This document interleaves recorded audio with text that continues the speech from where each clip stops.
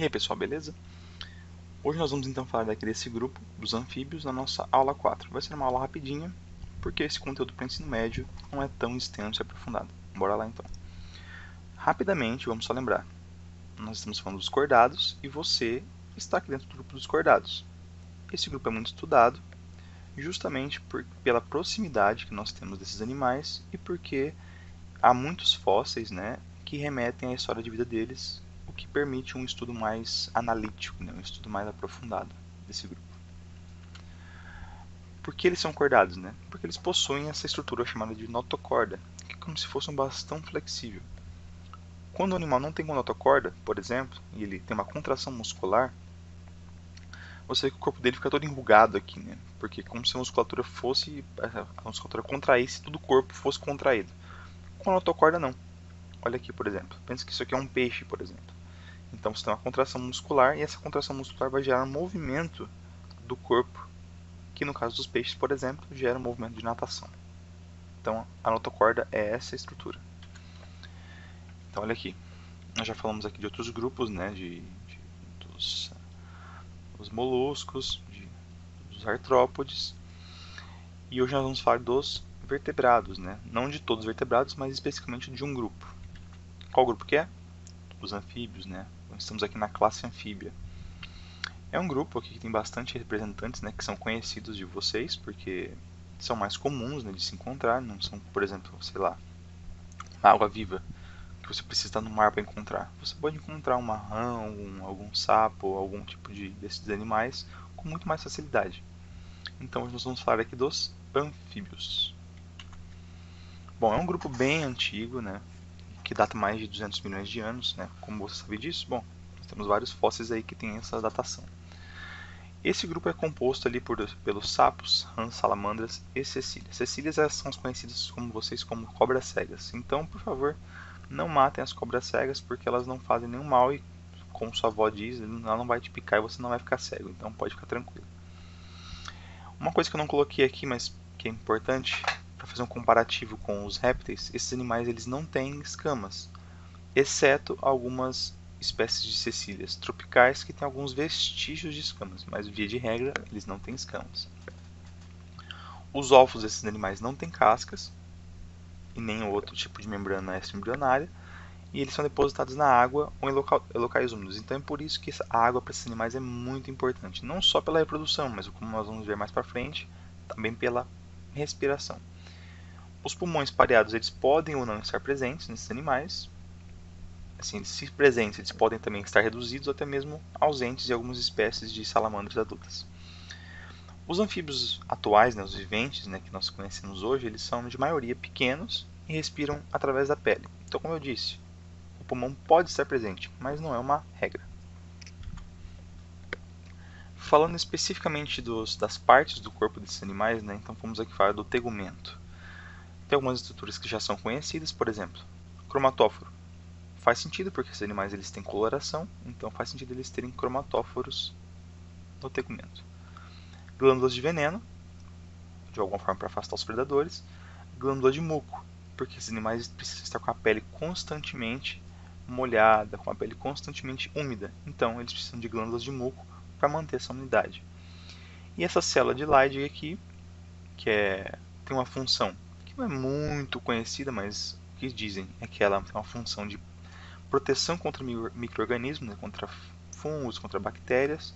Então é o que dizem que é essa função. O que está faltando aqui, por exemplo, nesse tegumento seria a quantidade de vasos sanguíneos passando por aqui. Por quê? Porque esses animais respiram pela pele. Então é necessário que tivesse muitos vasos sanguíneos aqui para realizar a troca gasosa desses animais. Esqueleto e musculatura desses animais, olha só, nós estamos falando aqui dos tetrápodas, Esses animais, então, eles têm 4 membros locomotores, 2 membros aqui anteriores e 2 membros posteriores. Os membros posteriores são bem grandes, eu estou falando aqui no caso dos anuros, por exemplo, são membros bem grandes e com musculatura bem grande também, uma musculatura muito maior do que na musculatura dos membros anteriores, justamente por causa do salto desses animais. E aqui, muito importante aqui nesse grupo, é o uróstilo, aqui nos anuros. porque esse osso aqui, o uróstilo, ele dá uma sustentação na hora do salto. Então, nesses animais aqui, essa é uma estrutura muito importante. A musculatura para esses animais, né, ela assume basicamente uma característica, uma responsabilidade de locomoção.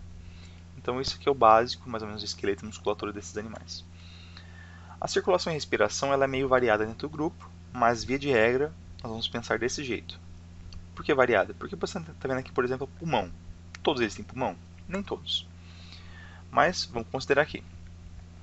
O coração desses animais tem 2 átrios e um ventrículo, um cone arterioso, né, que vai sair aqui, vai distribuir para o corpo, e você tem um sangue que é misturado, né, nesses animais, justamente por eles terem também até várias fontes de captar o oxigênio, né. Mas aqui, por exemplo, ó, só para situar, esses animais eles têm 3 tipos de respiração. Pode ser branquial, pode ser pulmonar e pode ser tegumentar. No caso da respiração branquial, em alguns animais, em algumas salamandras, você tem salamandras que mantêm essas brânquias até na fase adulta. Mas, via de regra, é somente nas larvas. E você tem animais que na fase adulta têm pulmões e que na fase adulta têm somente respiração pelo tegumento. Então, via de regra, os pulmões não estão presentes em todos os grupos de anfíbios. A digestão desses animais também assim, o sistema digestório é completo, mas é uma digestão simples, né? Não tem nada muito de diferente, de característico, assim, pra gente falar que isso aqui é dos anfíbios, né? É muito diferente.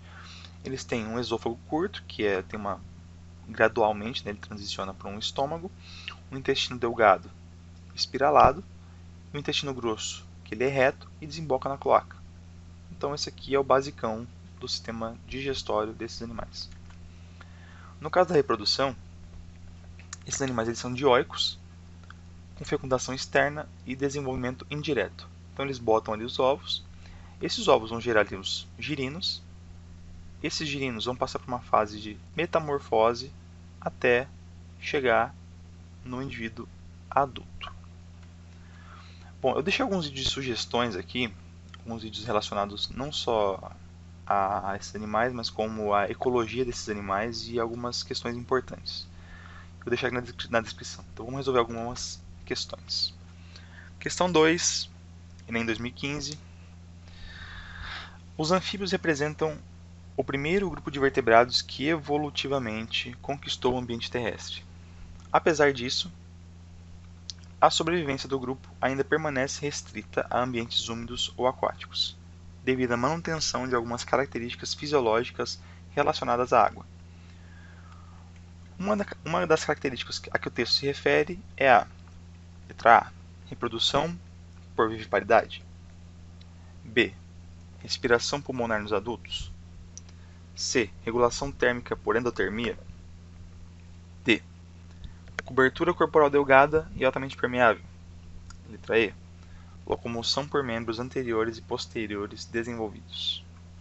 Qual seria a resposta aqui? É a letra D. Por que não é a letra A? Porque eles não são vivíparos, né? Eles botam ovos e têm um desenvolvimento indireto, não são vivíparos. Respiração pulmonar nos adultos? Pode ser, mas não é via de regra. Regulação térmica por endotermia? Os animais têm sangue quente? Não. Letra D, cobertura corporal delgada e altamente permeável, né? Como eu já tinha dito, uma característica muito importante desses animais. Aqui então. Em uma área observa-se o seguinte regime pluviométrico. Os anfíbios são seres que podem ocupar tanto ambientes aquáticos quanto terrestres. Entretanto, há espécies de anfíbios que passam todo o tempo na terra ou então na água. Apesar disso, a maioria das espécies terrestres depende de água para se reproduzir e o faz quando essa existe em abundância. Os meses do ano em que nessa área esses anfíbios terrestres poderiam se reproduzir mais eficientemente são de setembro a janeiro, aqui, ó, setembro a janeiro, novembro a fevereiro, janeiro a abril, março a julho ou maio a agosto. novembro a fevereiro, né? Olha aqui. Você tem uma quantidade aqui muito maior, né? Um índice de precipitação muito maior entre novembro e fevereiro, até do que janeiro a abril, por exemplo, ou de setembro a dezembro. De janeiro a abril e setembro a dezembro é a mesma coisa. O índice pluviométrico é assim, um pouco maior que em dezembro, mas é praticamente a mesma coisa. Agora, de novembro a fevereiro, você tem um índice pluviométrico muito maior. Então seria essa a resposta certa para os meses do ano que esses animais se reproduzem. Última questão. Analise as proposições quanto às características dos anfíbios. A reprodução é sexuada com fecundação externa e são de sexos distintos, macho e fêmea. 2. São homeotérmicos, ou seja, mantêm a temperatura corpórea praticamente constante, independente das variações térmicas do ambiente. Será? Apresentam pele lisa e glândulas mucosas que são responsáveis pela manutenção da umidade da pele. São aminiotas, pois apresentam bolsa amniótica ou âmnio, que protege o embrião. Quais são as afirmativas verdadeiras? Somente a 1 e 3, né? Olha aqui. Eles são homeotérmicos? Não. Homeotérmicos é a mesma coisa que dizer que eles também são endotérmicos, né? Como eu disse lá na outra questão, eles não regulam a própria temperatura, né? Eles não são animais de sangue quente. E, porque a 4 não é verdadeira, eles não são miniotas, né? Amniotas são quem? Répteis ali pra frente, né? Então eles não são miniotas. Somente 1 e 3 são as verdadeiras.